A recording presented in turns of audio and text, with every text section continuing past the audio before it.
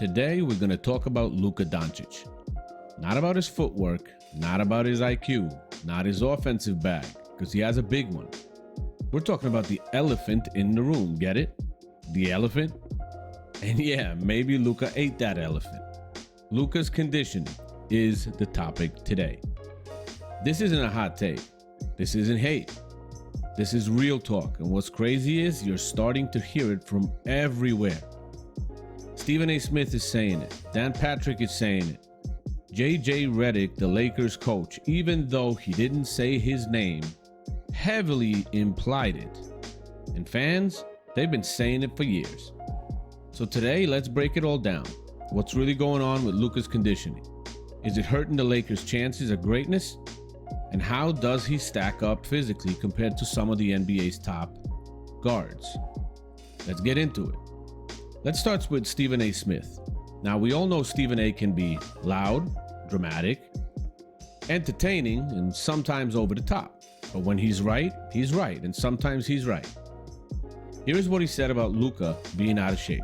But first, welcome. My name is Paul, and this is The Basketball Show, where I talk today's NBA, current events, news, players, and more. All completely unbiased, even though some people disagree, because any opposing opinion to weak people is always hating. Truth is truth, and I try to stand by that. J.J. Reddick was not out of bounds. He is the head coach for the Los Angeles Lakers. It's perfectly within his right to say what he said. And the fact that everybody is looking at Luka and pointing at Luka and thinking he's talking about Luka is an indictment against Luka, because it's not the first time we've heard this subject associated with his name or his team. Anytime somebody brings up conditioning and they're talking about a team that Luka is on, they're talking about Luka. All right? That doesn't mean he's the only one you're talking about, but certainly he's your primary focus. And I think that the way to deduce this is to realize it for the reality check that it is.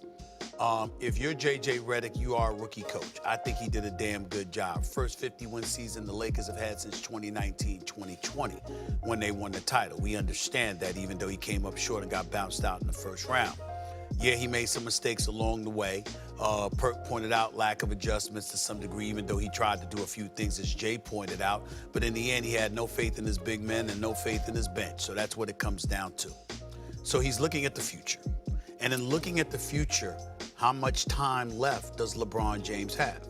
Yes, he has a player option. Yes, we anticipate that he'll be back next season. But LeBron is free to walk if he wants to.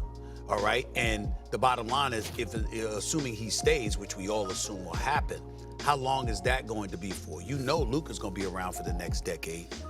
You look at LeBron as being year to year at this point. And if JJ is coaching the Los Angeles Lakers, he's saying, okay, this is the cat that we got to rely on. That's not old men yelling at cloud energy. That's someone stating that's what's been obvious for a while. And this isn't new. Condition has been a recurring concern with Luka since his rookie year, even before with his European coaches. Every offseason there's a debate. What shape is Luka going to show up in this year? You don't ask that about players who are locked in. You don't question Giannis. You don't question Jason Tatum. You don't question Steph Curry, LeBron James. But with Luka, it's part of the conversation every single year. Now, if Stephen A. wasn't enough, we got Dan Patrick, one of the most respected names in sports media, who said this. J.J. Reddick had his exit interview with the media, and boy, he gave them a gift yesterday. We used the word work and shape, and then we used shape, championship shape again. That's your opener. And I went, okay, who's not in shape? Who wasn't in championship shape? Not LeBron. He's in shape. I'm guessing Austin Reeves in shape. Rui Hachimura in shape. Who's not in shape here? Oh, that's right. Luka wasn't in shape. Is this calculated? Was this a good thing to do? If you're Luka, how are you taking this? You've, spent the first, 5 years of your career listening to somebody or people say you're out of shape.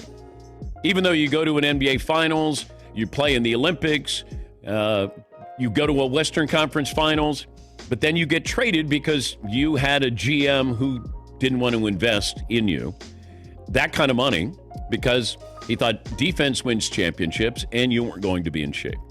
Here we are. Now, this is where I think if LeBron wants to win a championship, he can help win a championship in the offseason by being a big brother, mentoring Luka and say, I want you working out with me a couple of days a week. Now, he might go kicking and screaming and say, I don't want to. Off-season is just that. It's the off-season.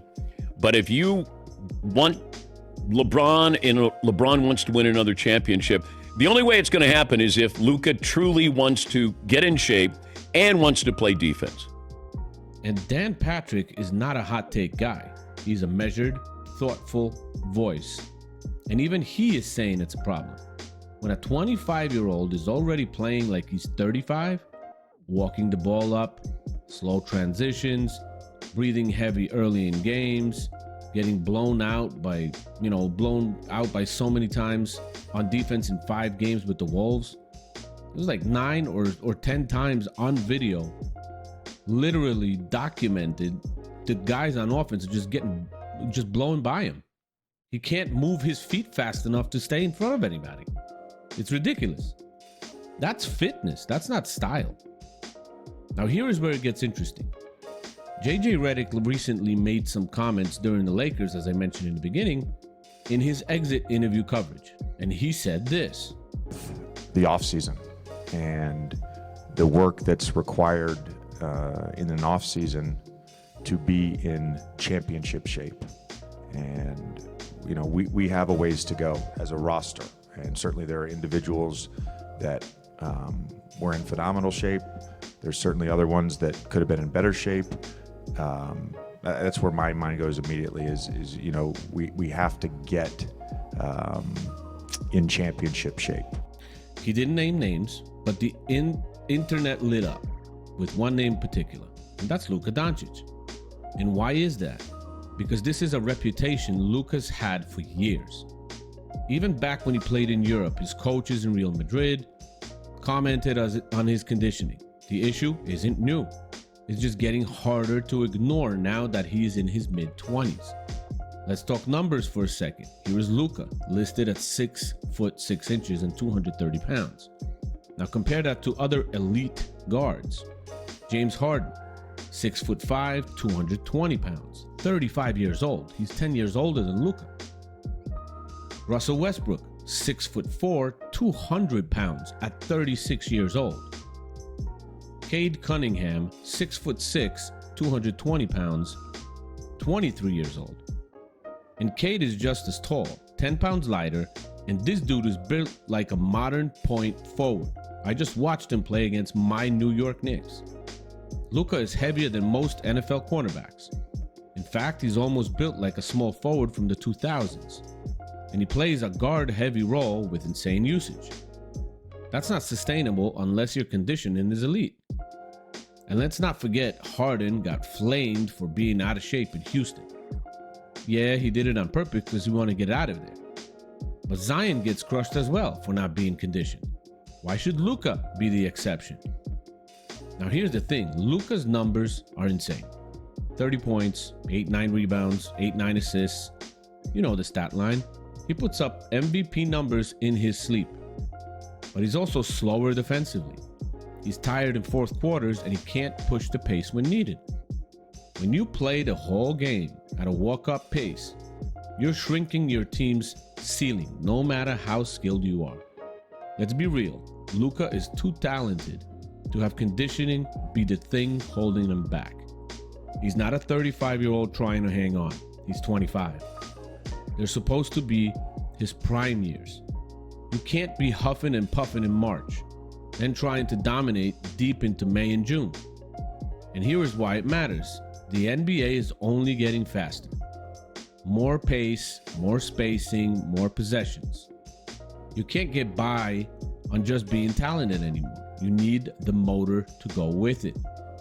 Guys like Jokic were once criticized for being slow. Now Jokic is in better shape than Luka, and Jokic is 7 foot tall. If Luka even walked into a season looking like 2013 LeBron, or even his current day Anthony Edwards, the league wouldn't know what to do with the guy. He would destroy everybody. I mean, there's a possibility he could average freaking 40. That's how good he is. But he's leaving a lot on the table, and everyone can see that. Look, this isn't about bashing Luka. He's one of the most gifted offensive players in the league right now. We've seen it. His footwork is great. His vision is great on the court. His patience with the ball. He plays at his own pace. All that stuff. All that is elite. But if greatness is what he's chasing, if rings are what he wants, the conditioning has to level up big time. His defense is greatly suffering because of that. You can't be a super elite player only on one side of the court. Talent can carry you to the playoffs, but it's conditioning that carries you through them. You think MJ won 6 rings by being just talented? You think Kobe played 20 years because he coasted on ability?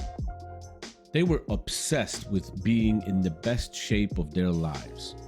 And until Luka takes that part seriously, he might keep falling just short. If he won't change, he will be okay like this for another 4 or 5 years tops. Then he'll start getting serious injuries and his game will simply decline. That's just reality. Let me know what you think in the comments.